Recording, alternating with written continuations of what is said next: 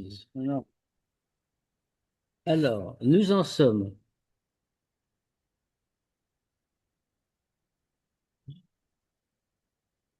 Voilà, même traite, page 133, Samerzaïn.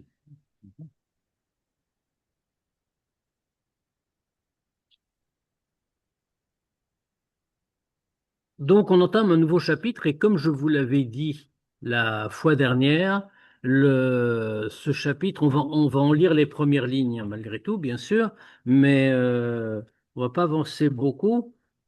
On va pas avancer beaucoup parce que ça demande une série de définitions de principes, de définitions générales.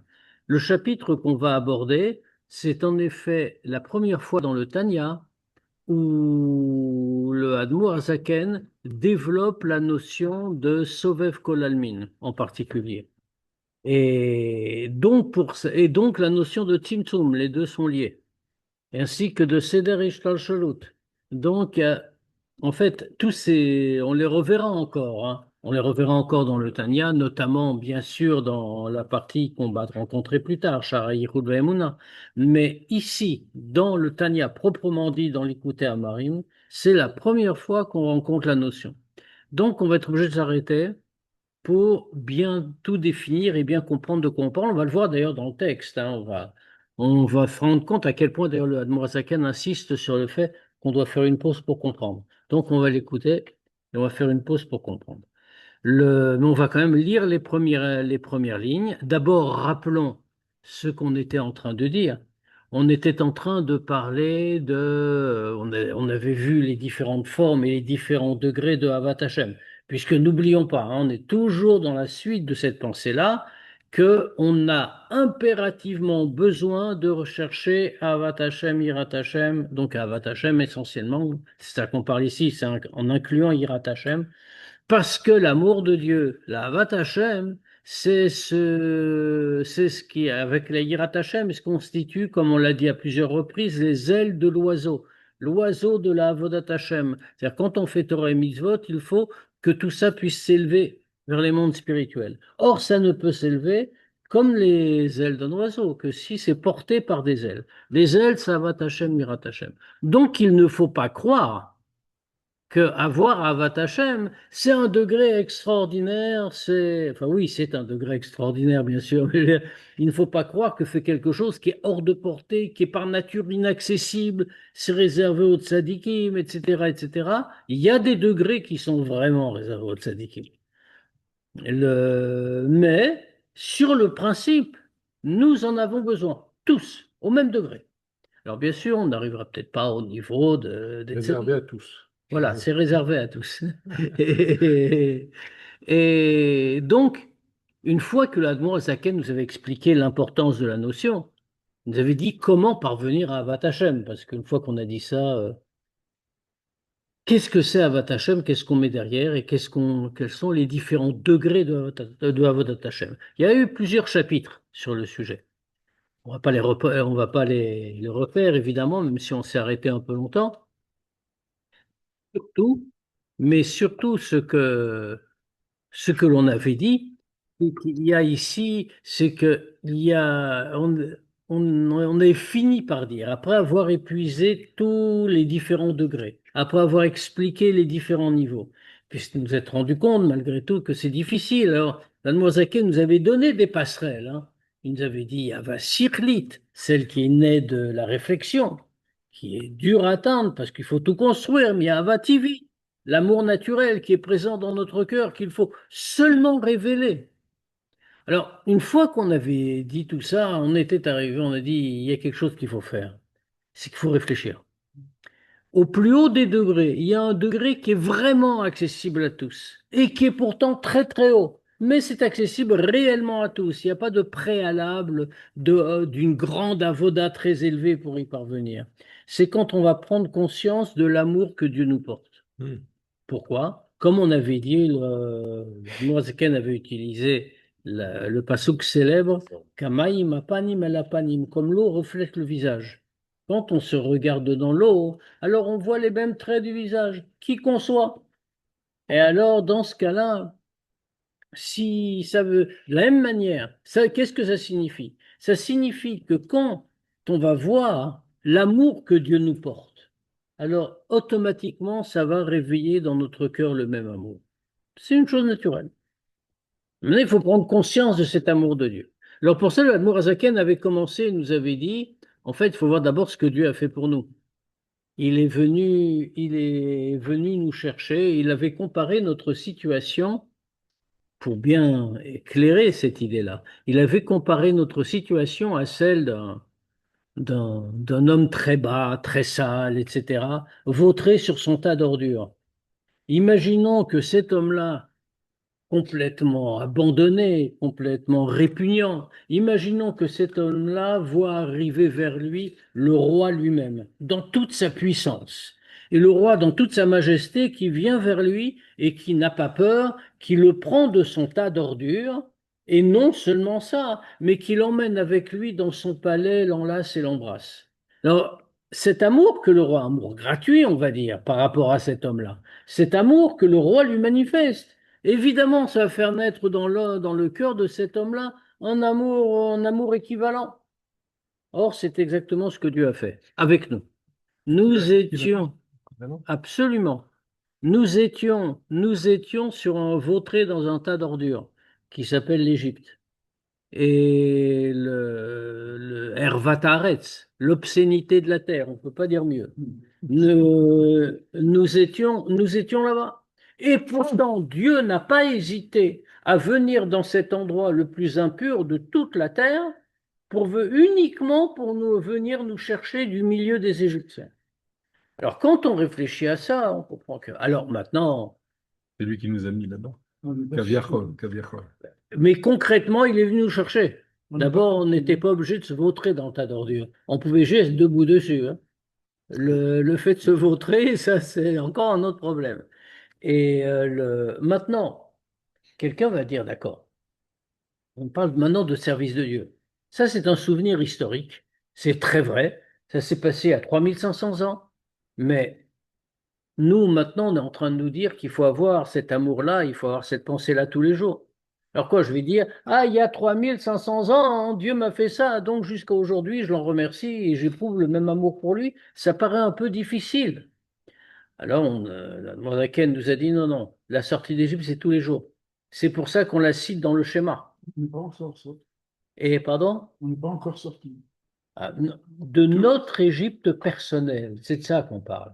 On parle pas, ah, ça c'est trop facile, ouais, fais Machia parce qu'il n'est pas là, machin. Non, non, non. Non, non, j'ai pas dit. C'est J'ai dit c'est notre Égypte à nous. on n'est pas sorti encore. Eh ben, il suffit de prendre le chemin de la sortie. Et alors, on peut toujours le faire. Ça, rien ne nous retient en réalité. Or, et Dieu est pourtant avec nous. Dans notre Égypte personnelle, il est constamment avec nous. Au point que l'on dit, dans le schéma qui nous parle de la sortie d'Égypte, on parle de Elokeinu. Dieu se nomme à la fin Hachem Elokechem. Qu'est-ce que ça veut dire Elokechem ou Elokenu ou Elokai ou tous ces mots-là? C'est ce que l'Admorazaken a souligné. Derrière le nom de Dieu Elohim, on est en train de mettre des, euh, des, des, des terminaisons possessives qui font que notre nom est attaché avec Dieu. Alors c'est très impressionnant, parce que quels sont les noms qui sont normalement attachés avec Dieu? C'est ceux qu'on a l'habitude de voir. Fait les noms des Havot, on dit Éloqué Avram, Éloqué Yitzhak, Éloqué Yaakov. Maintenant, quand on dit Éloqué nous ou Éloqué Chem, de qui on parle? On parle de chacun de nous, de n'importe quel juif. C'est-à-dire que comme les Havot sont attachés avec le nom de Dieu, nous aussi sommes attachés avec le nom de Dieu. Exactement de la même façon. Donc Dieu est vraiment attaché avec nous, y compris exactement comme le roi qui enlace et embrasse l'homme répugnant. Alors quand on voit cet amour que Dieu nous porte, évidemment, ça doit refléter en nous, faire se refléter en nous le même type d'amour. Ça, c'était à la fin du chapitre précédent. C'est un peu difficile la comparaison parce que au miroir, on voit que son image. C'est rien, notre image Oui, par mais rapport à. on n'est pas en train de parler de l'image de l'un ou de l'autre. Dieu n'a pas d'image. On est en train de parler de refléter l'amour. C'est l'amour de Dieu quand on le regarde, eh bien, l'eau renvoie l'image de l'amour. Donc, on Ah, voit pas l'image l'amour de de Dieu. l'homme, l'image de l'homme. Exactement. Alors, on va prendre donc le chapitre Memchet. On va partager l'écran.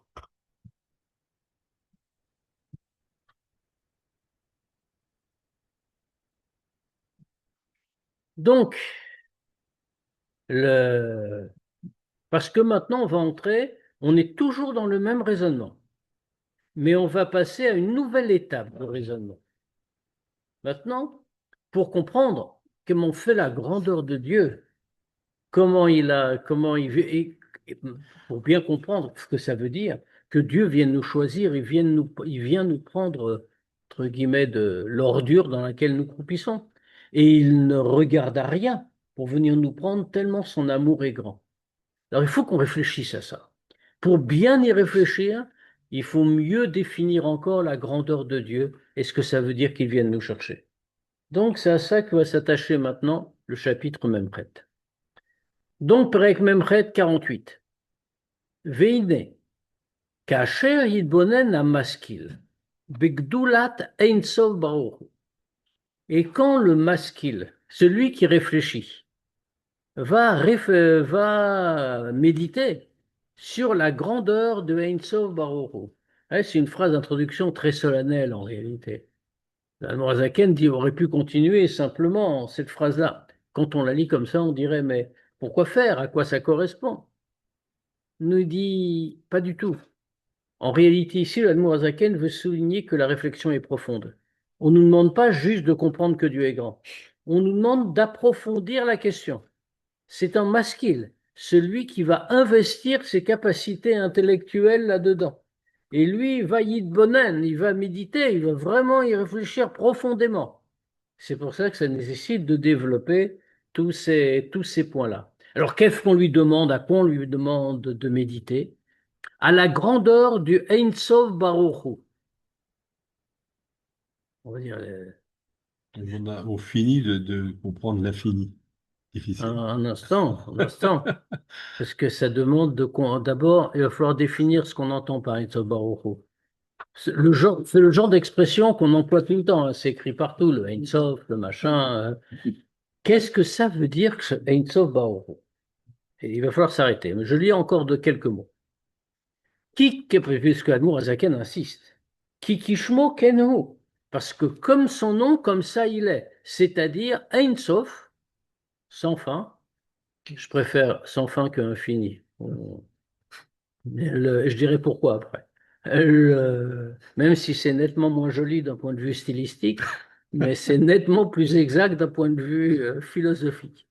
Donc, il est Kishmo Kenu, comme il est comme son nom l'indique, Ein Sof, sans fin. Ve Ein Ketz, ve Tachlit Klal, et sans limite et sans but du tout. On va aller, on va dire encore deux lignes. Ça entrera dans toutes les explications. Donc, il n'a aucune fin, aucune limite. À quoi? Les or vechayut, à la lumière, à la vitalité, à mitpachet menoïd barer, qui émane de lui, birtsono apashut, par sa simple volonté. Ou mieux, Chaim, oui, excuse-moi de couper.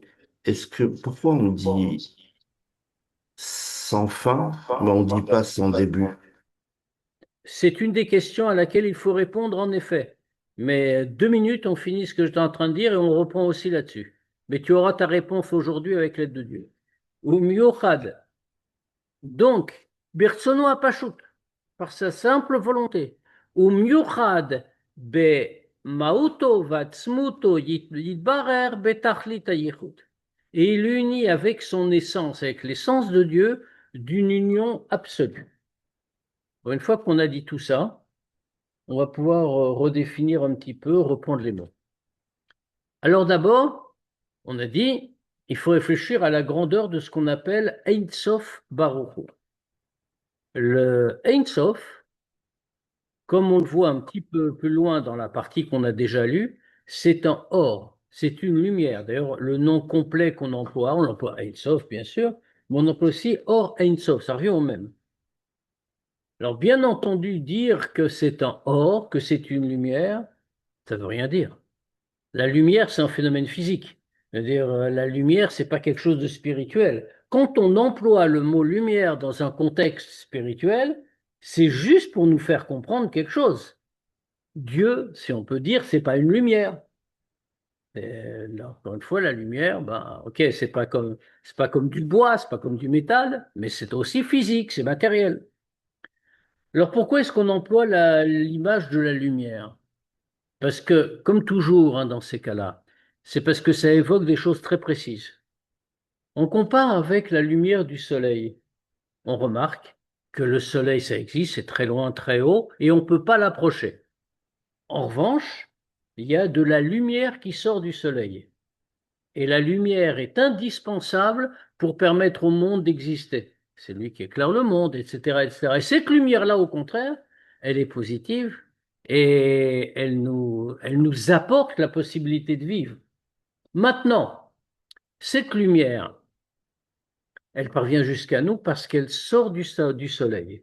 Elle est une émanation du soleil. Le, Eh bien, mais elle est toujours rattachée au soleil. Et on n'imagine pas le rayon de soleil qui se détache de son origine. C'est le soleil qui lui donne sa force. Le Or Ein Sof, c'est exactement pareil, si l'on peut dire, avec quelques différences. Le Or Ein Sof, autrement dit, c'est un Or, une lumière, donc ce n'est pas l'essence de Dieu. C'est-à-dire que qu'est-ce qui crée le monde? Ce n'est pas l'essence de Dieu. Ce qui crée le monde, c'est une lumière qui émane de Dieu. Le Or Ein Sof. Et c'est pourquoi, pour répondre à la question qui a été posée, et c'est pourquoi d'ailleurs on dit Ein Sof. Il n'a pas de fin, parce que cette lumière a un début. Le début, c'est l'essence de Dieu, qui ne crée pas le monde. Et on va voir pourquoi en réalité on va le comprendre. Pourquoi on ne peut pas dire que c'est l'essence de Dieu qui crée le monde? Parce que, alors qu'est-ce que c'est que ce Or Ein Sof? La seule différence, pour reprendre les choses dans l'ordre, la seule différence qu'on peut trouver par rapport à l'image de la lumière du soleil, c'est que la lumière du soleil n'existe, le rayon de soleil, pour mieux le dire, le rayon de soleil n'existe que quand il se répand dans l'espace. Si on prend le rayon du soleil et on le remet dans le soleil, il n'existe plus. Le soleil l'a totalement absorbé. Le Or Ein Sof, par ailleurs, la lumière du soleil ne se détache pas du soleil, le rayon de soleil ne se détache pas du soleil par la volonté du soleil, évidemment. Il se détache parce que c'est un processus automatique. Le soleil brille, il envoie de la lumière. De la même façon, alors, pour Dieu, il n'en est rien. Comme on l'a dit dans le texte. On a dit Birtsono apashut. C'est par sa volonté simple. Autrement dit, c'est la volonté de Dieu qui fait que le Or Ein Sof que le Or Ein Sof se répande, que le Or Ein Sof se diffuse et ainsi que l'univers soit créé. Maintenant, même une fois, la grande différence, c'est que, comme on l'a dit, le rayon du soleil n'existe que parce qu'il se détache d'une certaine manière du soleil quand il passe dans l'espace. En revanche, ici, quand le Or Ein Sof est, est créé, si l'on peut dire, quand Dieu donne le Or Ein Sof, fait que le Or Ein Sof se répande, il reste, nous a dit le texte, Miuchad bemauto vatzmuto yitbarer betachlit hayichud. Il reste uni, complètement uni avec l'essence de Dieu de manière absolue. C'est-à-dire que le Or Sof et Atzmut, c'est deux choses différentes. Bien sûr.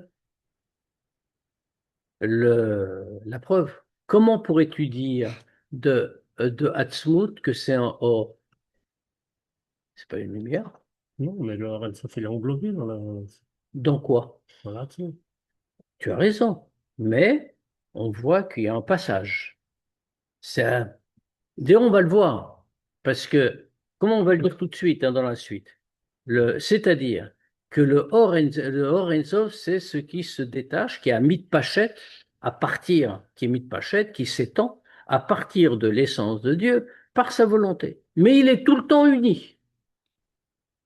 Autrement dit, le Hatzmut est à l'origine de tout, mais il ne crée pas directement. Il crée au travers du Or Ein Sof. Pour une raison très simple, pas très simple. Pour une raison qu'on peut comprendre en tout cas. C'est que pour que le monde existe tel qu'il existe aujourd'hui, tel que nous le connaissons, il faut qu'il y ait un Tzimtzum. S'il n'y a pas de Tzimtzum, toutes les qualités, on va définir le Tzimtzum, hein, attention parce qu'il faut faut prendre ces notions-là avec beaucoup de délicatesse. S'il n'y a pas de Tzimtzum, qu'est-ce que ça veut dire? Est-ce que Dieu est incapable de créer l'univers sans Tzimtzum? Bien sûr que non. Dieu est tout-puissant. Il peut aussi créer l'univers sans Tzimtzum. Mais l'univers créé dans ce cas-là n'a plus rien à voir avec le nôtre. On va voir tout de suite ce qu'il nous dit et on reviendra sur tout ça. Ve'ilu aita ishtalshelut haolamot. Et s'il y avait eu l'enchaînement des mondes, on va revenir sur la notion. Mais Or Ein Sof Baruch Hu bli tzimtzumim, à partir du Or Ein Sof, sans les tzimtzumim. Alors, dans ce cas-là, ça aurait été quoi? Rak keseder à madrigot, mi madriga, les madriga bederech ila vaelul. C'est-à-dire que les mondes auraient été créés l'un après l'autre, comme un enchaînement, on va dire, comme des anneaux qui s'enchaînent, qui sont enchaînés l'un à l'autre, avec une évolution de cause à conséquence, un degré causant l'autre. Lo haya olamaze nivra klal kmo shewata beprina gvul vetaf. Alors, ce monde-ci n'aurait pas du tout été créé comme il est aujourd'hui, avec des limites, avec une fin. Pourquoi? Parce que la caractéristique justement du Or Ein Sof, c'est d'être infini. Et donc, cette caractéristique sans Tzimtzum, il l'aurait communiqué à tout ce qu'il aurait créé. Donc, le Tzimtzum est obligatoire. Qu'est-ce que c'est? Qu'est-ce que ça veut dire le Tzimtzum? Vous voyez qu'ici, le Admor Hazaken parle au pluriel. Il parle de Tzimtzumim. Pourquoi? Parce qu'il y a plusieurs sortes de Tzimtzum. Enfin, il y a deux grandes sortes de Tzimtzum. Il y a un premier Tzimtzum, le Tzimtzum Arishon, Tzimtzum Agadol, le grand Tzimtzum, le premier Tzimtzum. Qu'est-ce que c'est que le premier Tzimtzum, le grand Tzimtzum? Pour la création. Ouais, mais le tout premier. Et le tout premier est un chidouche. Pourquoi? Parce que alors on a l'habitude de dire que ça veut dire Dieu a contracté sa lumière, il s'est comme retiré. Alors bien sûr, cette traduction-là est fausse. Non, c'est pas retiré. Il n'est pas question de dire que Dieu s'est retiré, rien n'existe en dehors de lui. Et quand on dit qu'il s'est contracté, lui n'est pas soumis à la création. Autrement dit, la création n'entraîne rien sur lui. L'essence de Dieu est telle qu'en elle-même, sans rien qui puisse l'influencer. C'est un symptôme physique. On n'est pas dans le domaine du physique. Qu'est-ce que ça veut dire physique? Ça veut dire que le monde, il a une apparence. Non, le monde n'a pas d'apparence s'il n'est pas créé. Donc il a été créé. Mais on est avant. On est avant. Là, quand on parle de Atzmut ou Maout, quand on parle de l'essence de Dieu. C'est justement tous ces points-là que je voulais rendre clairs avant d'avancer. Donc, le Tzimtzum, c'est pas Or Ein Sof? Exactement. Enfin, non, on ne fait pas le Or Ein Sof, mais il se passe dans Or Ein Sof. En vérité, il y a 2 degrés de Or Ein Sof. Il y a un degré du Or Ein Sof avant le Tzimtzum et un degré du Or Ein Sof après le Tzimtzum. Dans tous les cas, puis on parle de Atzmut ou Maout, on parle de l'essence de Dieu. Ça signifie que c'est avant la création. Ça signifie que nous nous trouvons avant la création. Et à ce moment-là, il n'y a aucune limite. aucun degré, il n'y a rien du tout, il n'y a pas de monde, il n'y a pas de matière. Le Tzimtzum n'est pas physique. Ça, c'est une grave erreur que certains ont voulu faire enfin, en fait, par mauvaise compréhension dans ce qu'a écrit le Harizal. Et le Admorazaken, justement, souligne que c'est une erreur. Un Tzimtzum spirituel. Alors. Bien sûr, mais il n'y a pas de physique. Avec quoi? Avec quoi? Il n'y a pas de matière, il n'y a pas de création. Où est le Tzimtzum? Qu'est-ce qu'on réduit? Et est-ce que ça veut dire que On ne va pas acheter un chien est voilé par ce Tzimtzum. J'ai cru comprendre. Un chien est alors, voilé par ce Tzimtzum. donc c'est pas physique. C'est-à-dire quoi, voilé? On a mis des nuages? Non, non, voilé, c'est-à-dire qu'il n'apparaît pas dans ce monde. Il n'est pas Alors, non, mais visible. on ne parle pas de ce monde. On est avant la création, encore une fois. Le Tzimtzum Arishon, c'est avant la création. C'est ce qui permet la création, justement. Alors, donc, où est-ce que porte le Tzimtzum Arishon? Il porte non pas sur Atzmut ou Maout, pas sur l'essence de Dieu, parce que l'essence de Dieu est au-delà de toute conséquence tirée de la création qui est encore à venir, par définition. La création n'a pas d'influence sur le créateur. Sinon, ça revient à dire que le créateur est imparfait. Enfin, le Tzimtzum, c'est sur une création. Or c'est une création, je pense. Exactement. Pas vraiment une création, on va dire une émanation, ce sera plus juste, mais ça revient un peu au même. Je pense. La création, c'est une vraie séparation. L'émanation, c'est ce qu'il y a toujours en contact. Ici, donc, le Tzimtzum va porter, le Tzimtzum Agadol, Tzimtzum Arishon, va porter dans le Or Ein Sof. Et c'est ce qui fera qu'ensuite, il peut avoir d'autres Tzimtzumim, que le Tzimtzum ne fait pas que Dieu se recule ou qu'il disparaît ou qu'il s'est contracté. On traduit par contracté, mais c'est une traduction. On braque tout pour mettre à portée de l'homme. Un instant. Ça veut dire quoi, il contracte tout, mettre à portée? Est-ce que nous-mêmes, on ne sommes pas venus du Simsum? Oui, et aussi du Or Ein Sof et de tout ce qu'on veut. Ça dépend ce qu'on regarde en nous. Toute la matière fait la conséquence du Tzimtzum. Mais nous, on a une Neshama qui est une partie de l'essence de Dieu. Justement. Donc, c'est un Simsum. Exactement. Ça veut dire, ça veut dire donc que il ne faut pas comprendre que le Tzimtzum retire Dieu de l'univers ou le contracte. Non. Dieu est totalement présent dans l'univers comme il était avant le Tzimtzum. On parle, comme vous le disiez tout à l'heure, on parle effectivement d'un voilement. Le Tzimtzum, ça veut dire finalement, ça revient à un voilement. Sinon, qu'est-ce qui se serait passé? S'il n'y avait pas eu le premier Tzimtzum, alors les mondes auraient découlé l'un de l'autre. C'est ce qu'on appelle Sidarish Shalshalut, comme un enchaînement. Qu'est-ce que c'est qu'une chaîne? Le mot Shalshalut, c'est Shalshelet, un enchaînement, une chaîne. Une chaîne, c'est composé de maillons. Un maillon entraîne un autre. C'est-à-dire que de monde en monde, de degré en degré descendant, l'un, le monde le plus élevé, aurait causé la nature du monde d'en dessous. Et chacun aurait descendu de niveau l'un après l'autre. Mais il n'y aurait pas eu de fin, puisque tout provenait du Or Ein Sof, sans Tzimtzum. Donc le monde aurait été totalement différent. Et c'est pour ça que le Tzimtzum, et on va voir ce que ça... Parce que aujourd'hui, la définition fondamentale de la création, l'ensemble de la création, c'est justement l'existence de limites. Les limites sont nécessaires. Regardez tout de suite ce que dit le Tanya. Comme on voit, moi, Zaken rapporte ce que dit la Gemara sur ce sujet-là. Ce serait incompréhensible avant. Oh, ça aurait été pire que ça. On va voir tout de suite. Comme c'est marqué que Me'aretz la rakia ma'aler tafkushana, que du ciel, de la terre, pardon, au ciel, il y a un temps de marche, si on veut le parcourir, de 500 ans. Vechen ben kol rakia les rakia, et pareil entre chacun des 7 cieux qui entourent la terre.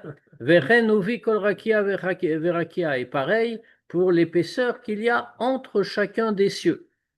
Ça veut dire, alors, ne me demandez pas, enfin, ne posez pas la question à quoi correspondent ces dimensions, ces distances. Parce qu'aujourd'hui, même si vous marchez 100 ans, je ne suis pas sûr que vous arriviez au ciel.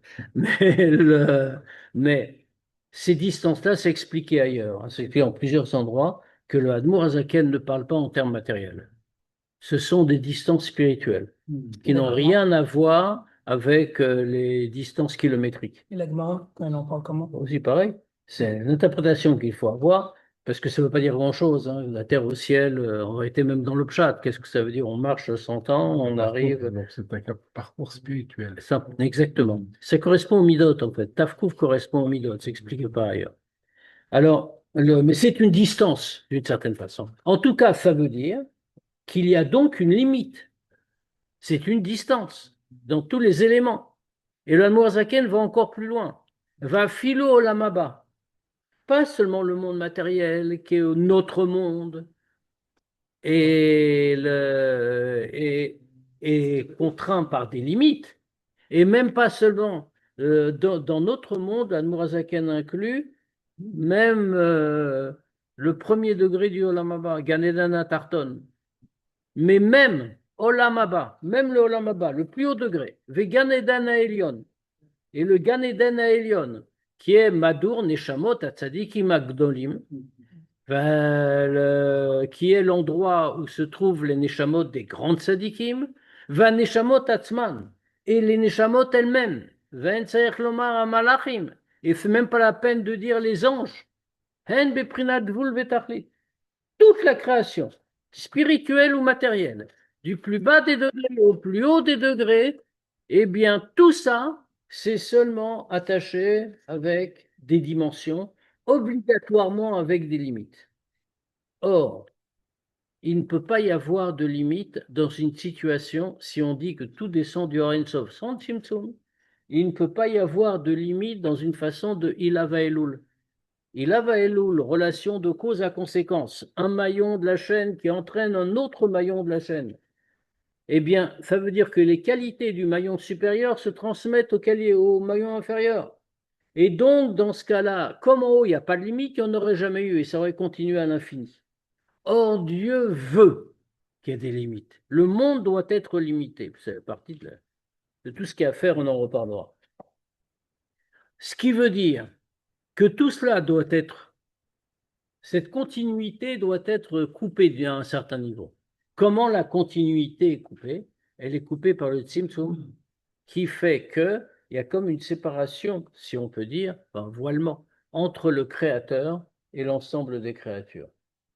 Donc ce Tzimtzum est essentiel. Premier Tzimtzum. Ensuite, les autres Tzimtzumim, ça explique le pluriel qu'a utilisé le Admour Hazaken. Pourquoi des Tzimtzumim? Parce que pour passer de degré en degré, alors à chaque fois il y a un Tzimtzum. Mais un Tzimtzum qui ne fait que concrétiser à un degré plus bas ce qui a déjà été l'acquis du premier grand Tzimtzum. Donc qu'est-ce qu'on dit? On dit ici que le Atzmut Umaut, l'essence de Dieu, est au-dessus de tout, au-dessus de toute création. N'est pas touché par la création. Rien n'a d'influence sur l'essence de Dieu. Le Or Ein Sof, qui est une émanation de l'essence de Dieu, lui connaît le Tzimtzum, et c'est grâce à ce Tzimtzum, le Or Ein Sof, le Or qui est une émanation de Atzmut Umaut, de l'essence de Dieu. Donc le Or Ein Sof, qui vient de Dieu, non, mais toujours lié à lui, et qui descend jusqu'au plus bas, et qui non seulement cela, mais descend par la volonté constante de Dieu. C'est pas quelque chose d'automatique qui se fait parce que c'est comme ça, il y a un céder.